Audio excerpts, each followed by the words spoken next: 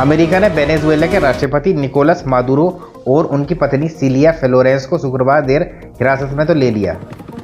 ये खबर तो आपने पहले ही सुन रखी होगी, लेकिन ये हिरासत में लिया कैसे गया इसके बारे में आप सुनिए। इसके लिए अमेरिका ने अपनी जो टेक कंपनी है उनका सहारा लिया। गूगल मैप ने लोकेशन बताई और दूसरी सोशल मीडिया ने हूबहू मादुरो के रहने की जगह का नक्शा बना कर दिया, जिसकी वजह से अमेरिकी सुरक्षा एजेंसियों को बहुत ही आसानी से मादुरो को गिरफ्तार करने का मौका मिल गया। अब समझते हैं कि पूरा मामला है क्या।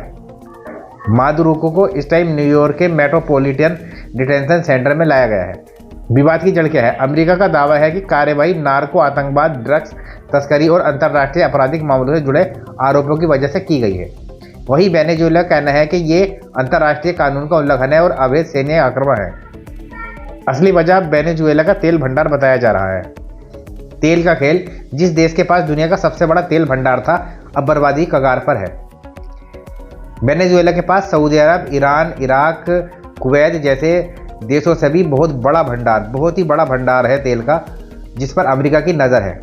वेनेजुएला के पास लगभग 303 अरब बैरल तेल के प्रमाणित भंडार हैं, जो दुनिया में सबसे अधिक हैं। इस विशाल संसाधन ने 20वीं सदी में देश को लैटिन अमेरिका के सबसे शक्तिशाली और समृद्ध देशों में से एक बना दिया। 1980 के दशक में इसका जीडीपी प्रति व्यक्ति लगभग $8,000 था। ये 1980 की बात है। 1980 में प्रति व्यक्ति आय वहाँ की $8,000 थी और अपने यहाँ की अभी भी कुछ ऐसे ही है, 500-600। उस समय ये क्षेत्र के रूप में शीर्ष में गिना जाता था।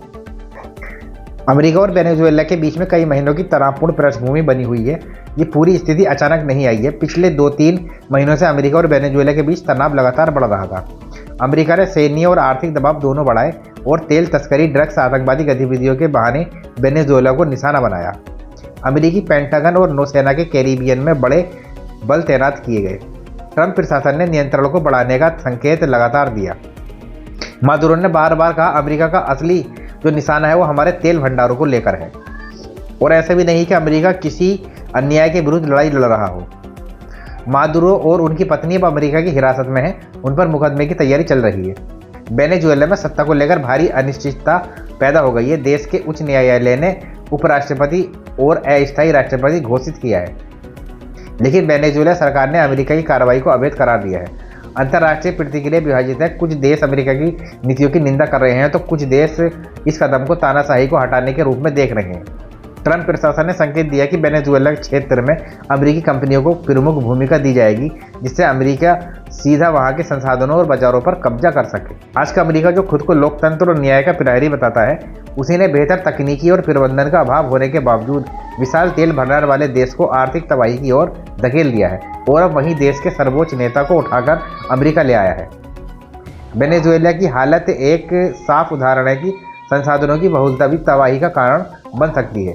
अमेरिका के दावे ड्रग्स और न्याय के लिए रहे, लेकिन खुद ट्रंप कह चुके हैं कि अमेरिका तेल कंपनियां वेनेजुएला में निवेश करेंगी और नए सिरे से तेल उद्योग को खोला जाएगा, जिसका सबसे बड़ा फायदा अमेरिका को मिलेगा। यहाँ पर गौर करने वाली बात यह है कि अमेरिका की टेक कंपनियों के पास दुनिया के हर देश का डाटा है, सिवाय चाइना के, क्योंकि चाइना ने अपनी सारी ऐप अलग बना रखी है।